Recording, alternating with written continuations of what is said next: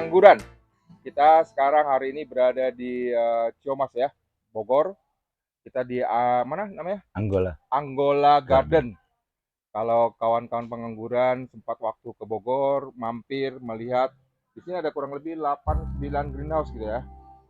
Sangat bagus sekali untuk budidaya anggur, komunitas anggur nih dari Bogor ya. Sekarang hari ini saya bersama dengan Pak Toson Aji sebagai Ketua Penggiat Anggur Indonesia. Ya, kita akan belajar sama-sama kepada beliau tentang bagaimana berita anggur di Indonesia.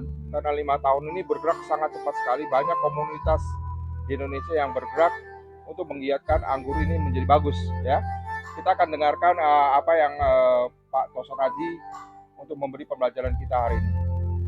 Apa kabar Pak Toson? Baik, Pak Toson. Iya. Baik. Pak Toson ini sebenarnya kebunnya di Bandung, di Cisarua. Di Bandung ya. Jadi pegiat anggur di sana lah. Iya. Jadi sekarang Indonesia di bawah Bapak lah sekarang. Mudah-mudahan. Terima kasih. 5 tahun terakhir ini perkembangan anggur luar biasa di Indonesia kan? Betul. Jadi makin banyak jenisnya. Iya. Jadi ada buah merah, buah hijau, ya buah yang merah menghitam dan sebagainya. Jadi kalau sekarang kalau boleh tahu Indonesia nih yang paling cocok itu varietas apa gitu? Dari yang sudah terdaftar di kami 650 varian untuk table grape. 650 ya. Jadi ini kita bicara table fruit ya? Ya, table fruit, ya. Table grape. Table grape ya. Itu sekitar 650 varian. Dari 650 varian itu diseleksi sekitar sampai 50 varian. Dalam artian 50 varian ini atau 100 sampai 100 ini sudah berbuah. Oke. Cuman berbuah ini tidak merata.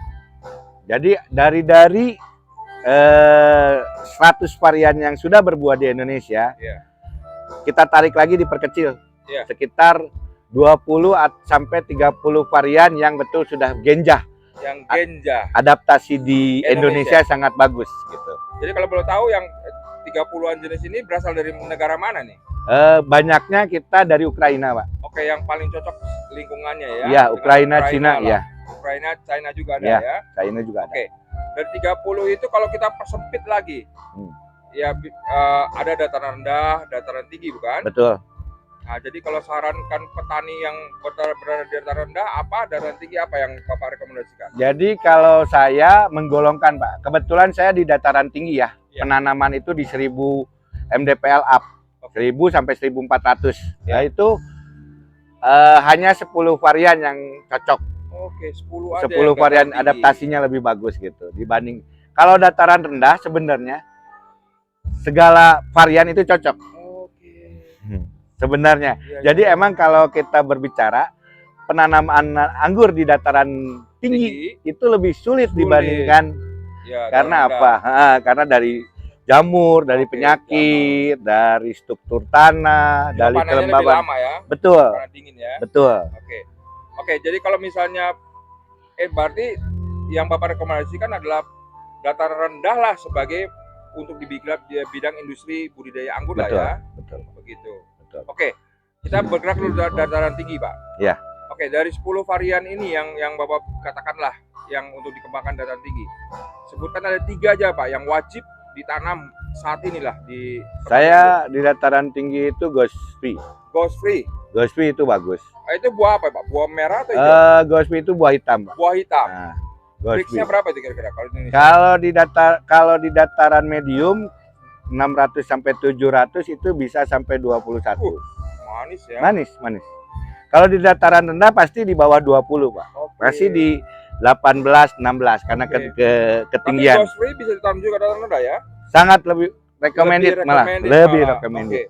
Yang kedua, Pak, yang dataran tinggi, Pak. Dataran tinggi itu saya golongkan dengan trans untuk hijau. Transfigurasi lah kalau bilang ya. Yang hijau ya. Itu breaksnya berapa, Pak, kira-kira? Itu di 18. Oh, lebih rendah daripada Ghost Free ya. Salah satu yang andalan kami di Jawa Barat namanya Sangsekerta, Pak, untuk warna merah. Sangsekerta ini adalah varietas Indonesia? Sebenarnya bukan. Jadi pemuliaan. Dikawinkan? Enggak. Jadi induksi, disebutnya pemuliaan induksi. Oke, jadi asalnya dari mana? Dari Ukraina kayaknya. Dari Ukraina juga. Betul. Datang ke Indonesia dirubah menjadi nama Sangsekerta. Bukan dirubah. Jadi penjelasannya waktu itu tag name-nya hilang, Pak. Jadi familiar, disebutnya disamakan dengan nama Indonesia. Jadi kalau di Ukraina namanya apa tuh? Saya juga bingung karena kalau kita beraju ke Ukraina, misalkan itu adalah Everest. Saya rasa kalau kita apple to apple penanaman itu berbeda dengan Everest. Oh, duganya Everest, makanya dinamakan Sasekerta di kita. Betul, Oke. betul. Jadi paling tidak adalah Gosri konfigurasi dengan Sasekerta, ya, yang untuk dataran tinggi, ya. Di atas 1000 lah. Di atas 1000 lah. Ingat, petani anggur ada 3 varian yang direkomendasikan oleh Pak Tosaraji ini. Kalau dataran rendah bisa semua. Semua. Tapi paling 3 sebutkan yang wajib ditanam. 3 aja. Nah, ini yang kita wajib ditanam ini untuk skala apa? Skala kegenjahan, skala kebun, skala apa? Jadi ini beda karakternya, Pak.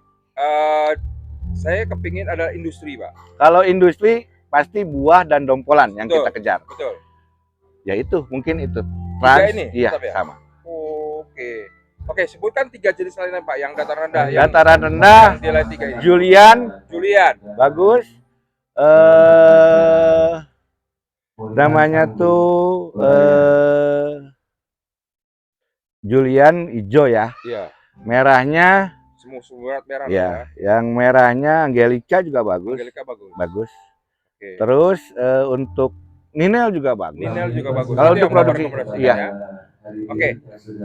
Sekarang anggur sudah mulai digerakkan di Indonesia. Betul. Kalau diusahakan secara serius, apakah anggur ini bisa mendapat untung atau menjual bibit saja? Kalau saya dari dulu berjuang itu bukan bibit, Pak. Oke. Saya pingin swasembada anggur di Indonesia. Betul. Jadi anggur ini adalah buah premium. Yep. Saya dengan luasan Indonesia yang begitu luas, saya pingin setiap kalangan itu bisa merasakan anggur. Itu perjuangan saya, visi misi dari keluarga besar kami di komunitas ya, di komunitas anggur. Jadi kalau kita bicara jualan bibit, mungkin setahun ke depan sudah nggak ada. Sudah tersebar. Kalau bibit, kalau kita banyak kebun, sekarang saya lihat ya kebun itu sudah banyak. Iya. Saat dia pruning raya, itu akan dibuang kemana? Betul. Jadi emang tujuan kami adalah skala buah ke depan. Betul. Kalau cerita sekarang buah anggur ini kalau dia orang membeli fresh, Indonesia punya, berapa per kilo sekarang buah anggur lakunya? Di Tasik itu kami masih jual 300.000. Petik sendiri ke kebun. Di Bandung pun begitu. Sekalian anggur wisata. Iya, begitu, Pak. Serendah-rendahnya lah. Serendah-rendahnya pasar di 100 sudah. Sudah untung ya. Wah, jauh, Pak. Oke. Kalau kita jadi petani anggur, modal kita untuk sekilo buah anggur itu berapa, Pak? Saya kepingin tahu nih untungnya berapa nih. Nah, kalau kira-kira aja, Pak. Gini, Pak. Kita harus hitung adalah perawatan. Iya. Jadi kalau kita hitung apple kilo, itu kita nggak bisa. Oke. Jadi minimal itu 1 pohon kita itu. Oke, 1 pohon. 1 pohon itu saya nggak pernah muluk sampai 20 kilo, 30 kilo, meskipun itu bisa. Ya. Kita pakai 5 kilo. 5 kilo aja. Dengan harga jual itu adalah 100.000. 500.000. Padahal ongkosnya nanti berapa aja? 1 pohon. 1 pohon untuk generatif itu saya udah coba itu dengan fungi dan insek. Kalau pupuk sedikit, Pak. Oke, pupuk sedikit. Malah saya hitungkan pupuk vegetatif itu cuma 10.000 per pohon. Emang generatif bisa sampai 30.000 per pohon. Anggap 40. Oke, tenaga kerja dan sebagainya, bangunan yang perlu misalnya untuk bangunan. Itu yang kita masih belum hitung, Pak. Maksudnya untuk dasar per kilo. Jadi kita hitung dulu per pohon, break even point-nya berapa. Jadi kayaknya 2 kilo itu baru break even point untuk pupuk, perawatan, dan segala. Oke, jadi dari 1 pohon bisa menghasilkan rata-rata 5 kilo, 2 kilo itu untuk ongkos dia ya, lah. Betul. Jadi masih bisa dapat 3 kilo. Iya. Menarik, Pak. Iya. Bagus sekali. Oke, ingat pengangguran, budidaya anggur itu menarik, ya, bisa mendapatkan keuntungan juga. Oke, ada varietas tertentu yang apakah harus butuh naungan? Sebenarnya gini, Pak. Anggur ini. Sebenarnya naungan itu tidak wajib. Saya punya kawan di Pati, Kang Muhar itu nggak pakai naungan. Oke. Cuman mungkin perawatan lebih intens. Jadi biaya perawatan, biaya apa lebih intens. Oke. Lebih besar dibandingkan kalau kita buat naungan. Nah, menurut saya terus panen buah pun dia hanya di sesi-sesi tertentu. Oke. Enaknya anggur itu tidak ada istilah panen raya, Pak. Sebesar apapun, Terus dia ya. sebesar apapun kita punya lokasi itu tidak akan panen raya. Oke. Jadi kalau di luar negeri jelas ada panen raya satu. Iya, panennya sempak. Sempak, harga jatuh. Jatuh. Nah, kalau di anggur ini kita bisa mainkan.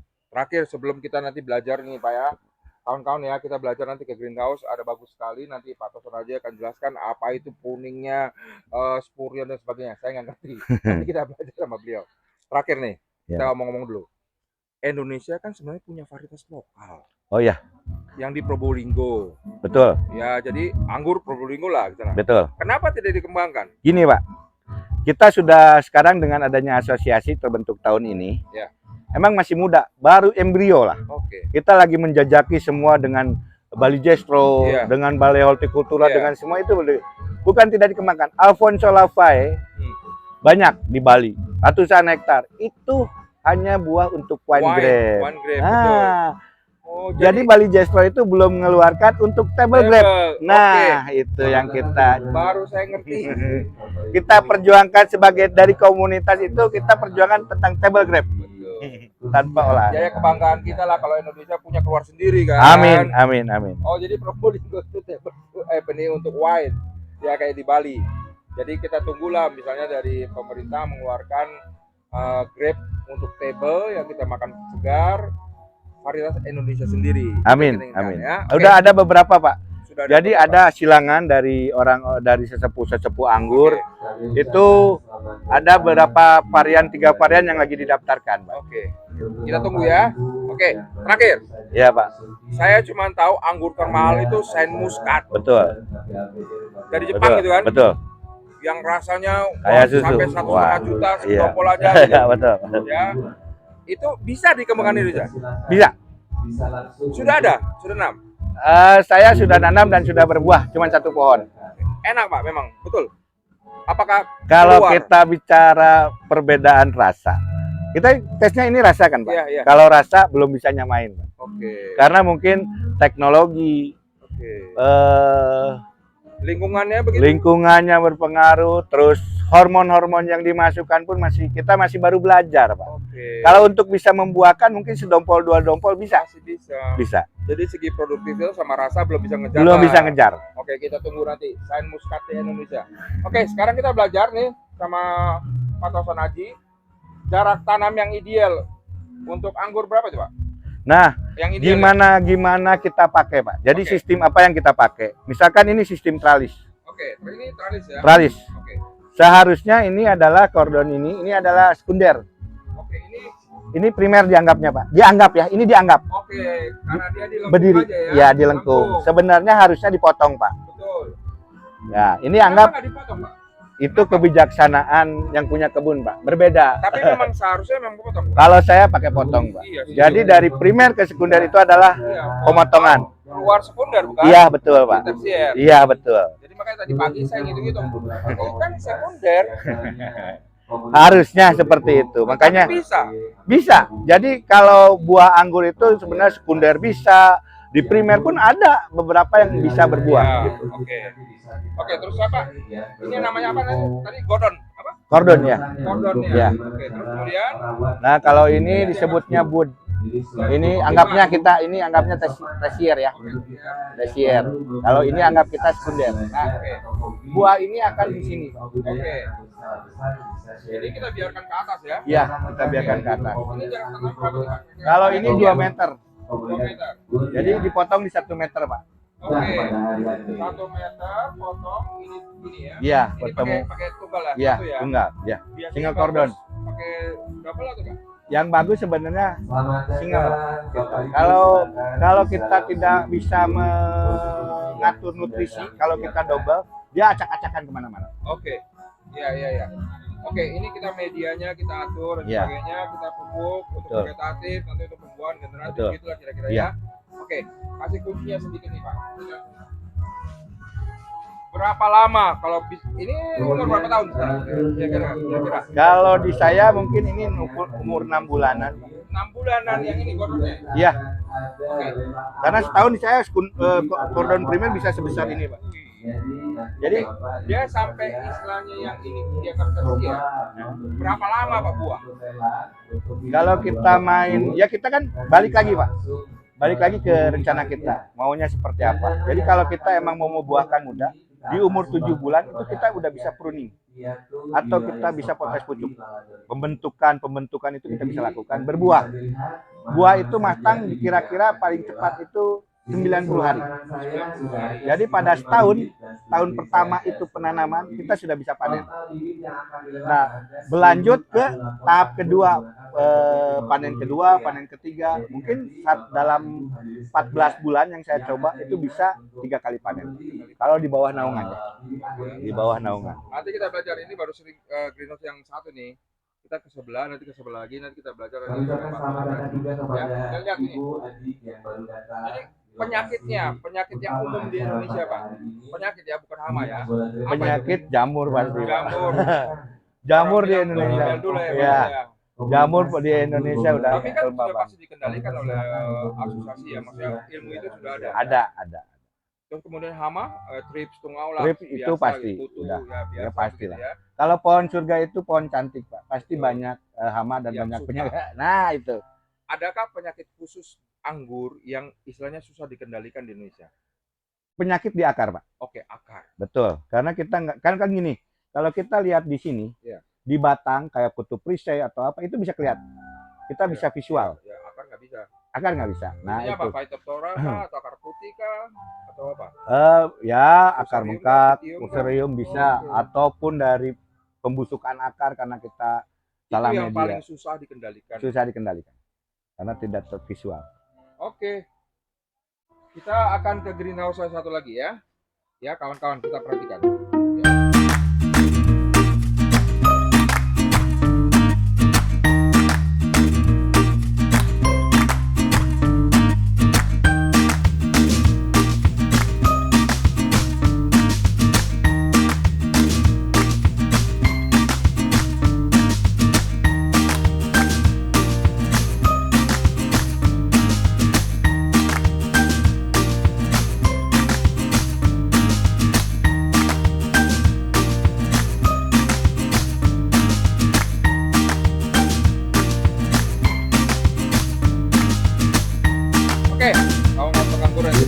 Yang kedua, ini ada tumbuhnya sudah tinggi ya, dianggap sebagai tersier. Ini kira-kira umur berapa nih Pak? Tersier ini kalau saya lihat ini sebulan bisa dari pemotongan pruning. Karena ini kan pemotongannya di sini Pak. Oke, berarti yang ketiga inilah ya? Iya, sebenarnya. Sub tersier. Jadi kayaknya ini tersier. Jadi buahnya itu menggantung di mana tuh Pak? Kalau kita ini kan disehatkan, mungkin ini lagi disehatkan Pak. Nanti kita misalkan mau pembuahan bertingkat, kita main di bud berapa yang potensial. Misalkan di 10, kita potong di 10, jadi di 9 ini membawa buah. Ini ujung pasti tumbuh lagi. Sampai 5 daun. 5 daun, potong lagi. Ini 40 hari buah, kita bisa potong untuk pembuahan selanjutnya. Jadi kalau pembuahan bertingkat harus ada jeda 40 hari. Ini ada bilang long spora, medium dan sebagainya, sorta ya. Oke, kawan-kawan lihat ya, ini adalah umur yang sudah sebulan kira-kira. Jadi ini satu momentum kesempatan untuk kita sharing ya, sharing knowledge. Dan belajar lagi kita. Untuk Bapak Ibu sekalian yang baru saja atau sudah punya ingin memperdalam.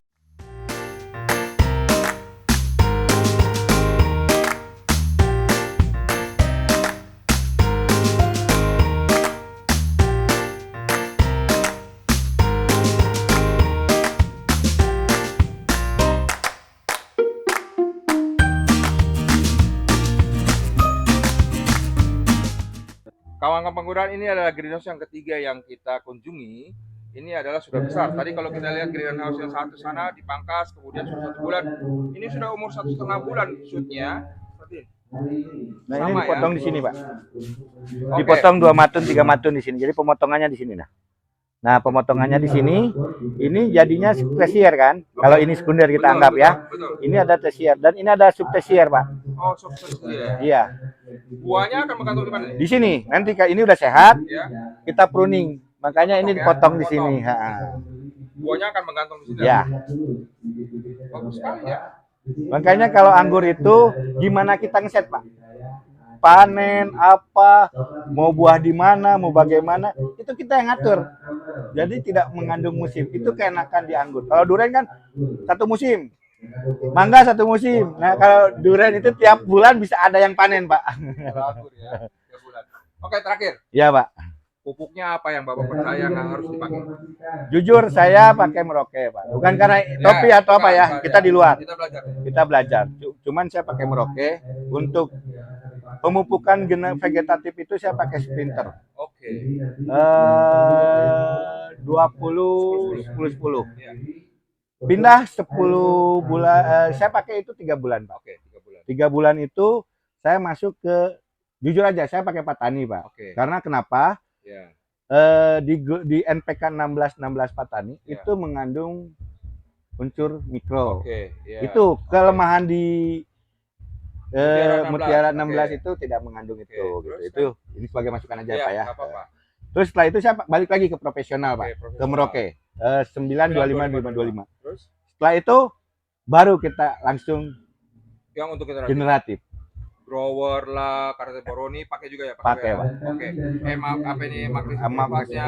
kita flex semua. Kita flex apa semuanya? Semua Merauke saya pakai.